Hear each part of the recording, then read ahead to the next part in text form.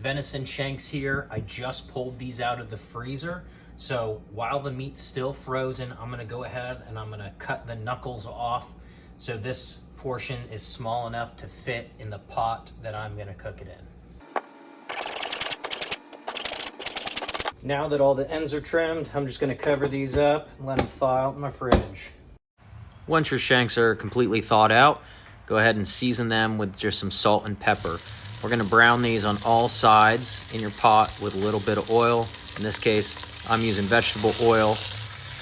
Once they're browned, remove them and add your onions, celery, and carrots into the pot. Throw in a little butter for good measure. You're gonna stir these around, make sure you scrape those little crispy bits from the bottom of the pan as you're stirring them up.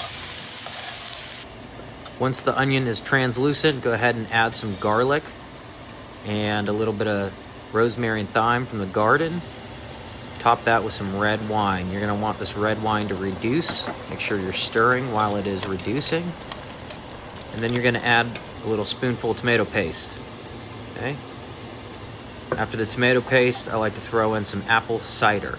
Stir that up until it's mixed evenly, and then you're gonna top it with your shanks.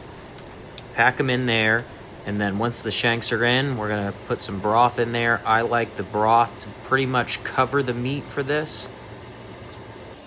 Place your pan in the oven at 350 degrees for a couple hours, depending on how many shanks you have in there. When you pull this out of the oven and give it a check, you're gonna wanna see that the meat and tendons are detached from the bone, and it should be fall off the bone tender. You peel it with a fork. I like to plate with mashed potatoes, the shank on top, and don't forget to add a little bit of the broth for some extra flavor. This is definitely a crowd pleaser.